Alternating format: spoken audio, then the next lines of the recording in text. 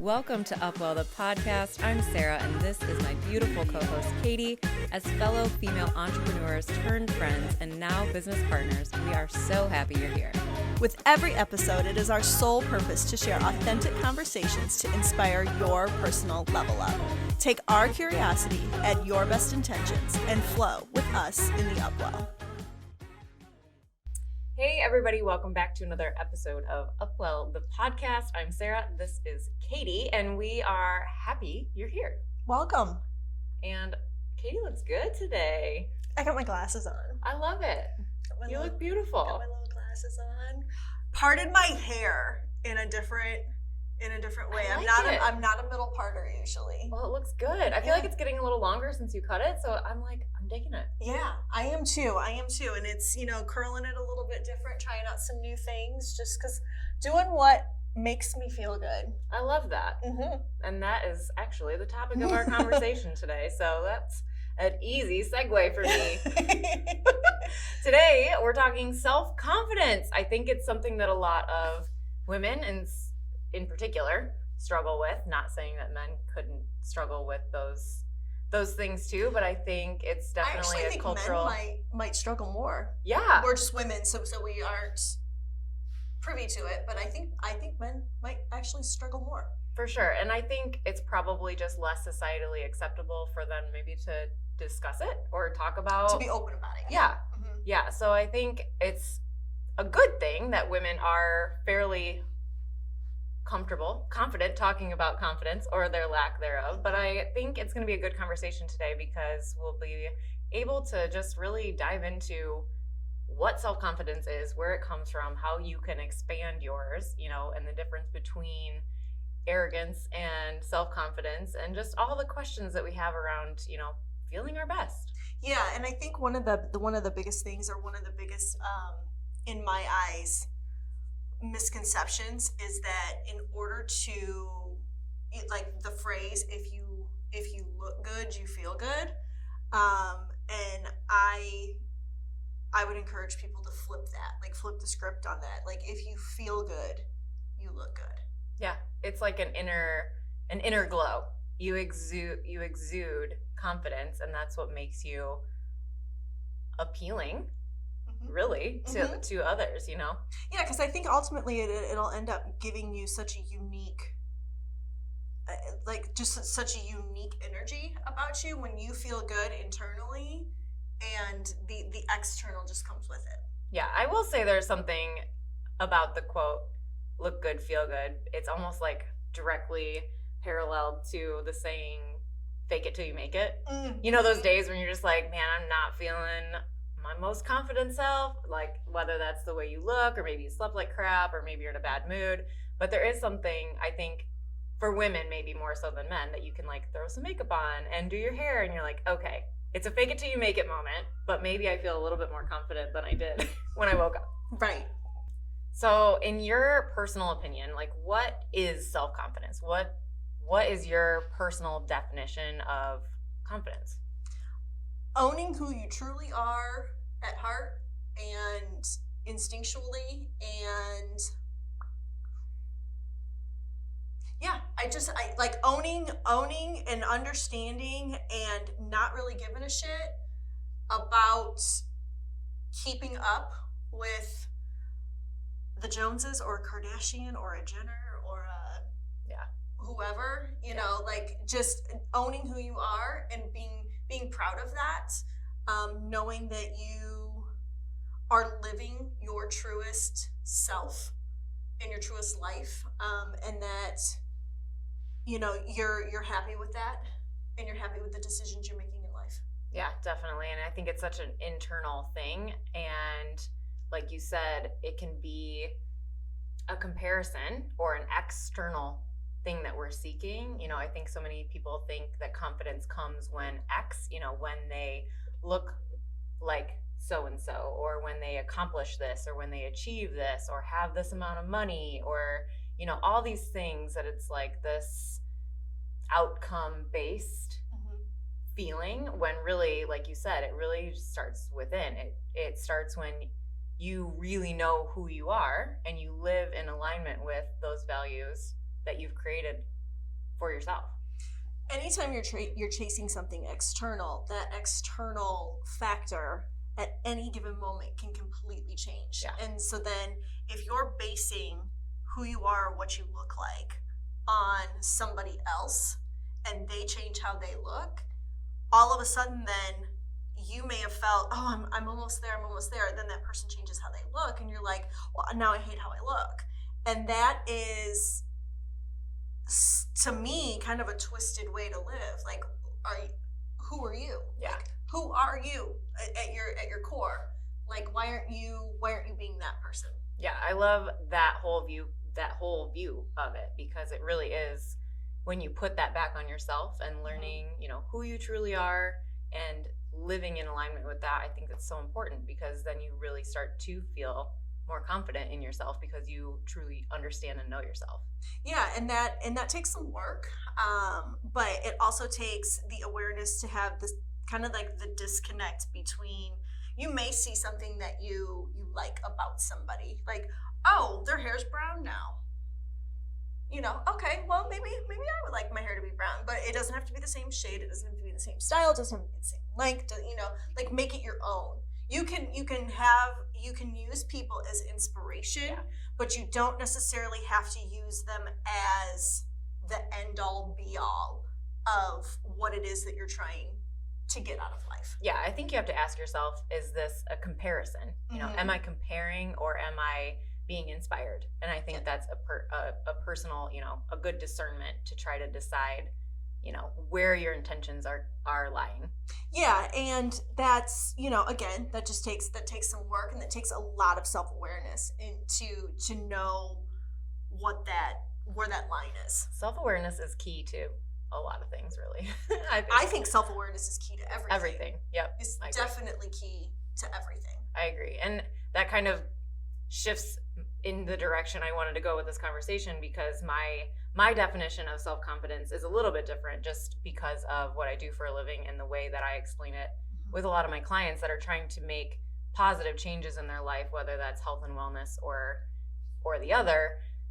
But I think self-confidence really is a matter of action. And I think it is a consistent showing up for yourself, committing to doing something for you to improve yourself, and not letting yourself down. You build self-confidence. It doesn't just show up. You have to commit to that thing, whatever you're working on, to commit to showing up consistently, and then you become confident. I think we'll use weight loss just because it's a very tangible thing, and I think a lot of people kind of can connect easily with it. But if you're looking to gain self-confidence because you lost weight, it's, again, that external thing, that it's not stemming from something within, so you're just going to be chasing it, like you said. But if you change the way you think about it, and you're like, you know what, I'm going to show up for myself by eating my greens 5 days a week, or I'm going to go to the gym and work out 3 days this week. So those stepping stones are kind of, to me, that's pouring the foundation of self-confidence, because then once you start to show up for yourself continually, you're like, yeah, I got this. It becomes this internal conversation instead of chasing a way that you want to look, when you're putting the things in place and building that confidence in yourself, and still following through on the things you dedicated yourself to. And then maybe the way you look, or that weight loss goal, is a side effect. I think it's interesting, the unique ways that we help people. For me personally, I do more of the hands-on work, where you give people the work to do. So, for example, like, if somebody comes to me and they've been living with chronic back pain, and it is like literally deteriorating their life, they aren't able to do the things that they once loved to do. They aren't able to, work. And they, it's really disrupting their life. That can really take a toll on their self-confidence. Yeah. So for me, I go in and I'm doing the work in a sense for them, but them showing up is the biggest factor. And then them continuing to show up by having faith in me and having faith in my knowledge of that I can help them is truly, that's how I help others regain their self-confidence that they've maybe lost. And that's because that's my personal experience with it. Yeah. Yours is weight loss. Mine is more the actual physical, how they are feeling, like something might be wrong. They might be suffering from an injury, or they might be suffering from, shoulder pain or back pain or knee pain or foot pain or you name it. And I mean, I can work on it all, but I help them in a sense of being able to feel good in their body by doing the work for them, whereas you teach them how they can do the work themselves. Yeah, and I like what you said at the beginning of that. You said, re-inspiring confidence or something like that, something along those lines. And I think it is something that we lose. You think about as you're a kid, I don't know, most kids do crazy, dangerous things. They have all the confidence in themselves that they can jump off the roof onto the trampoline, or whatever. Like, kids do crazy stuff. Most. And I will in a sense just kind of put in my little 2 cents on that. I feel like from when you and I were children to kids now, well, yeah, that's shifted. For sure. There's a huge shift in that. But I think in general, for sure, I think we have an innate confidence in ourselves. Yes. But I think as we age, society, our relationships, so many things kind of deteriorated because of comparison, because of external things, all the things that we already talked about, or, physical injuries or limitations, whether they're limiting beliefs or actual physical limitations, they kind of drain our self-confidence. So it's so important to be able to recognize the ways, the tools, the things that you can do to rebuild that confidence in yourself, whether that is someone helping you by removing some of those limiting things, or by figuring out a way that you can build that foundation for yourself by showing up continually, by committing to improving, areas of your life that will rebuild your self-confidence. There is also a factor in there too of you having to break up with the insecurity. Dive in, sis. How many of us get married to, well, I'm overweight because I have an underactive thyroid, or I don't have time to work out, or you name it. Like we or at least I do in my world, I see people get very attached to what's wrong with them, and ultimately that keeps them in this place of they're undeserving of self-confidence. Oh yeah. And once you're able to have the self-awareness, again back to self-awareness, but once you're able to have that self-awareness to break up with that limiting factor or that limiting belief or whatever it is that is truly holding you back, beautiful things can happen. Snap to that. Yeah, I love that. Yeah, because I think that so many of us, whether it's a diagnosis, whether it's a back injury, oh well, I hurt my back when I was X years old, or this many years, so I can't do this and this. I don't play these sports anymore. I don't do these activities anymore. Okay, but why did that become your existence? So breaking up and not letting those things kind of hold you back, or if they are you're physically incapable of doing certain things anymore, getting creative and finding other ways to either participate in that activity from a different approach, or finding a new activity altogether that maybe brought you as much joy that you never thought to try. Yeah. But now you can't. Yeah. So just, I think that we have to, in order to truly gain, the self-confidence, we have to break up with those insecurities that are holding us back. Yeah. Between limiting beliefs and our own personal insecurities. And then I think there's also the piece of being told by someone or society that we can't be something or do something or choose something for ourselves. And that will knock the wind out of your proverbial sails when you're talking about self-confidence, when you're trying to do something and then someone or something comes along and gives you the belief, plants it in your mind that you can't achieve that or you can't have that thing, whether that is a way you want to look, an amount of money you want to make, a career you want to begin, a relationship you want to have. If you're told or you see in society that that isn't for you, I mean, you lose all confidence in yourself at that point, because if you don't have the belief, then you can't confidently step into that. Yeah, and we talked about that in the why and why not episode, and how you can take that one of two ways. If you have the awareness, if you have the confidence, and somebody comes at you with that limiting verbiage, again, try me. Yeah. Like, try me, and again, that's taken me years to get to that point of being able to say that's an invitation that that I'm going to show up to, and I'm going to prove you wrong. Yeah. But a lot of people aren't that way, and I understand that. But years of working on loving myself, owning myself, I think is the key factor. For example, and I just posted about this yesterday. For years, I hated wearing shorts. I got the thought in my head that I hated my legs. I didn't like the way my legs looked. And I was like, and for whatever reason, whether that was because I was doing the comparison game with other people, the Instagram, the social media, wherever I was seeing it from, I was like, oh, the legs have got to be covered. The legs have got to be covered. Well, new era of Katie, because I am. She turned 40. Watch out.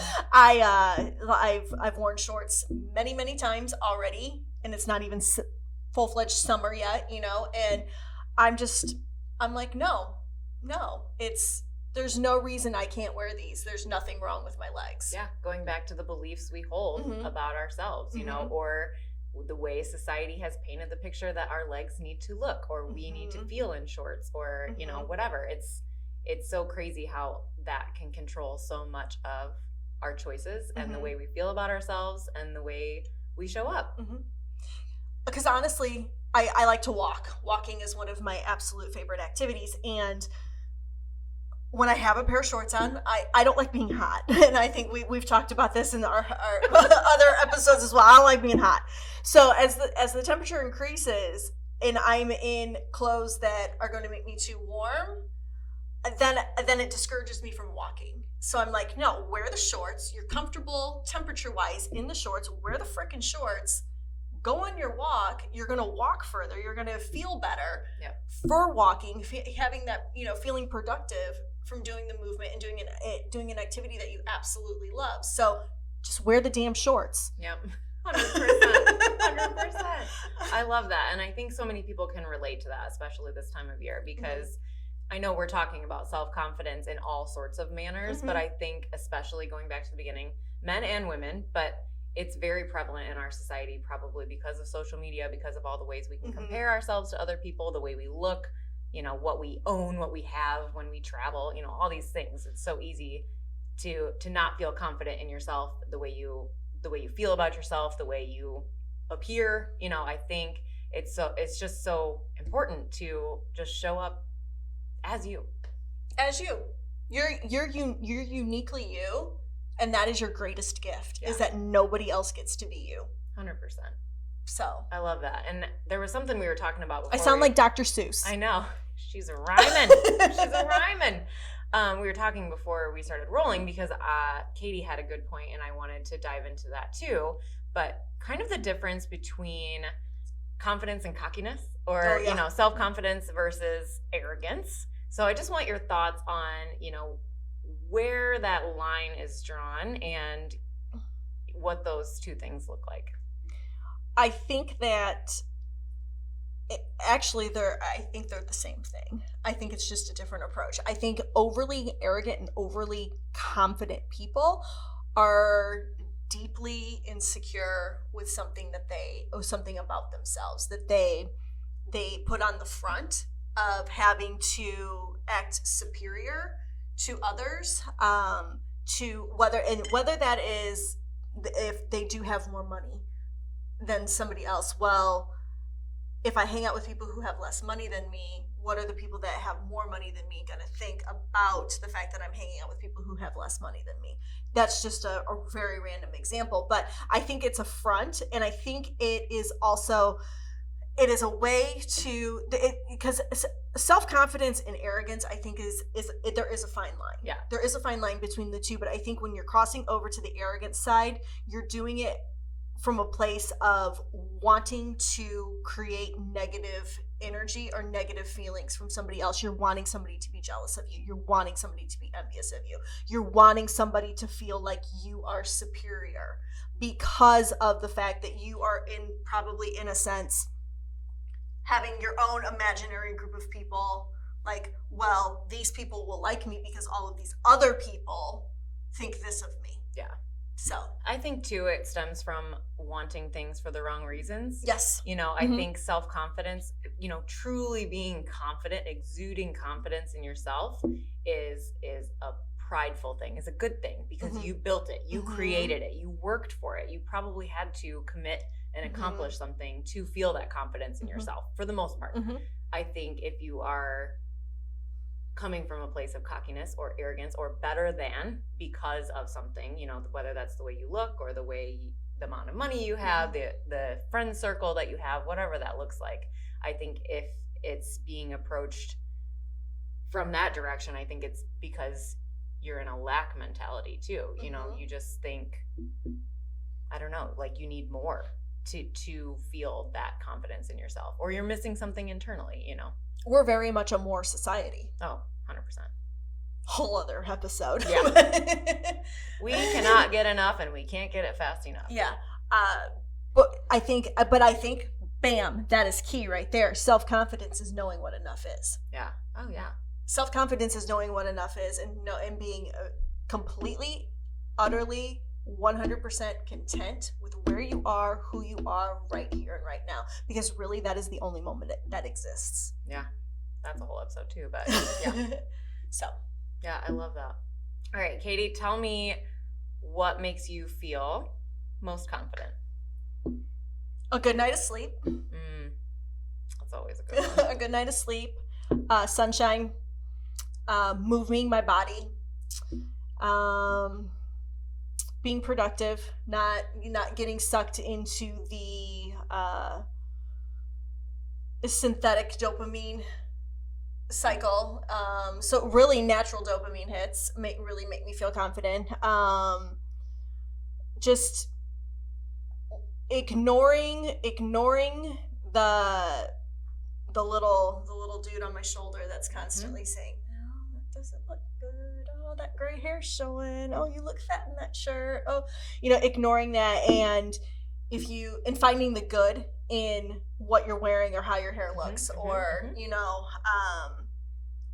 because same with shorts. I didn't wear tank tops. I started wearing tank tops again just a couple of years ago, and now it's like, that little voice will pop in my head. Oh, your arms just look terrible in that, and it's like, no, but that color really looks good on you. It goes good with your hair. It makes your eyes look better. Like that sort of thing. So I try to listen to the angel instead of the devil. Oh, that's good. That's good. What about you? I feel my most confident when I accomplish something that I told myself I was going to do. So sometimes this can be on a daily basis. It can be a weekly, monthly, quarterly, yearly. If I put a dream out there, or even as small as, I know this sounds crazy, but I'm going to drink a gallon of water today, and I accomplish that, I feel it's like to me, self-confidence is a wall built out of pebbles.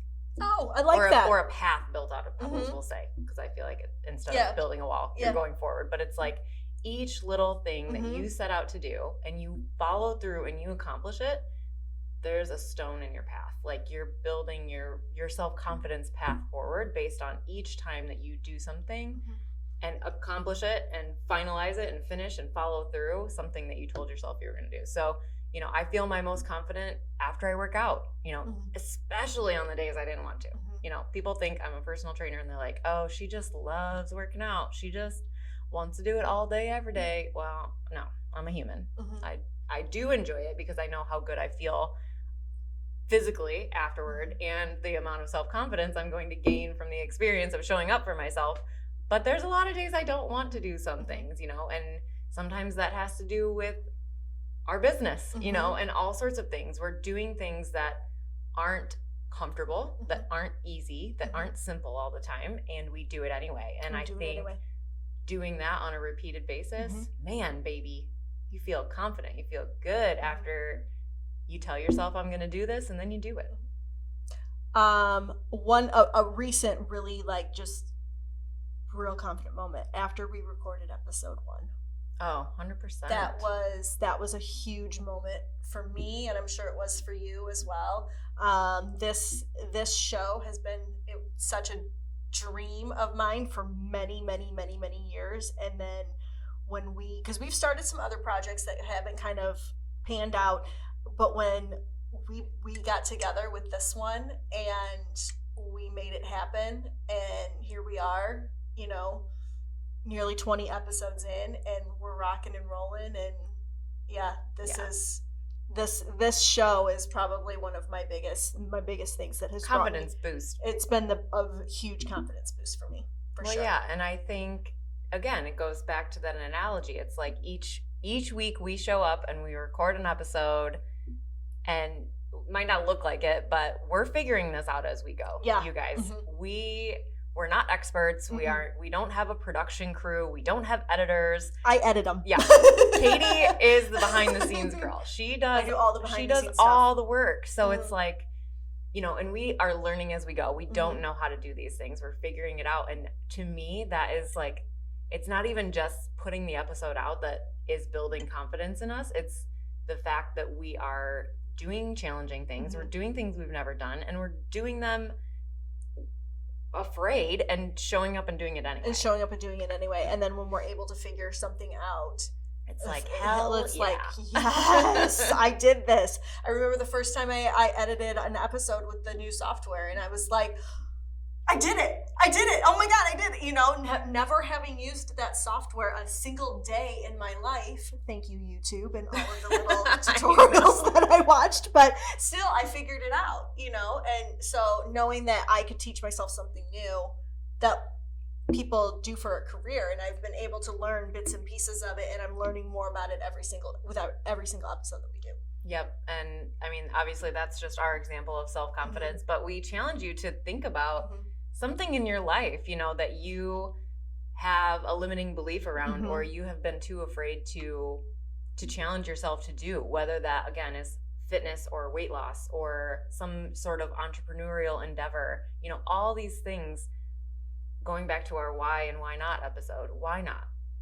Why not take a chance on yourself, find something that you can do to pursue those dreams, those goals, whatever you're wanting to accomplish, and then just show up, just continue to show up and build confidence in yourself by doing so. And have the understanding too, it's not going to change overnight. Yeah. It can be a slow process, but every single day that you show up, you're one step closer to living your best life. It's a pebble. Pebble in the path. Say that 6 times fast. All right, guys. Well, thank you so much for joining us on another episode of UpWell The Podcast. I am Katie. You can find me personally at barefoot.katie. This is Sarah at Sarah Behrens. You can find us on Instagram, Facebook, and YouTube at UpWell The Podcast. So until next time, take care of yourselves, take care of each other, and take care of the world around you. Bye. Bye, guys.